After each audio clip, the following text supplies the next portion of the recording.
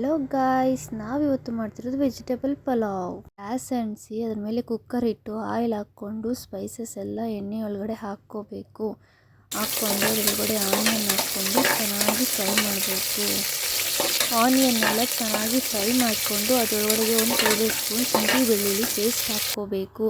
Paste ಹಾಕ್ಕೊಂಡು ಚೆನ್ನಾಗಿ mix ಮಾಡಿ ಅದನ್ನು ಫ್ರೈ ಮಾಡ್ಕೋಬೇಕು. ಶುಂಠಿ ಬೆಳ್ಳುಳ್ಳಿ ಪೇಸ್ಟು ಚೆನ್ನಾಗಿ ಫ್ರೈ ಮಾಡಿಕೊಂಡು ಅದರೊಳಗಡೆಗೆ ಕಟ್ ಮಾಡಿಕೊಂಡಿರುವಂತಹ ತರಕಾರಿನ ಹಾಕ್ಕೊಂಡು ಚೆನ್ನಾಗಿ ಫ್ರೈ ಮಾಡ್ಕೋಬೇಕು. ಇದನ್ನು ಒಂದು 4ರಿಂದ 5 ನಿಮಿಷ ಮೀಡಿಯಮ್ ಫ್ಲೇಮಲ್ಲಿ ಚೆನ್ನಾಗಿ ಫ್ರೈ ಮಾಡಿಕೊಂಡು ಅದರೊಳಗಡೆಗೆ ಸ್ವಲ್ಪ ಉಪ್ಪು ಹಾಕ್ಕೋಬೇಕು.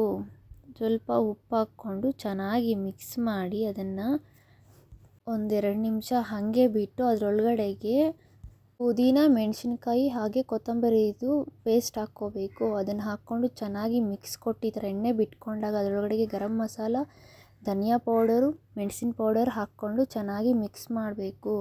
ಮಿಕ್ಸ್ ಆದಂಗೆ ಅದರೊಳಗಡೆಗೆ 2 ಗ್ಲಾಸ್ ಇದರೊಳಗಡೆಗೆ ನೀರು ಹಾಕ್ಕೋಬೇಕು. 1 ಗ್ಲಾಸ್ ಅಕ್ಕಿ ಹಾಕ್ಕೊಂಡು ಈ ಥರ ಕುದಿ ಬರ್ತಿದ್ದಂಗೆ ಮುಚ್ಚಳ ಮುಚ್ಚಿಟ್ಟು 2 ವಿಸಿಲ್ ಹಾಕ್ಸ್ಕೋಬೇಕು.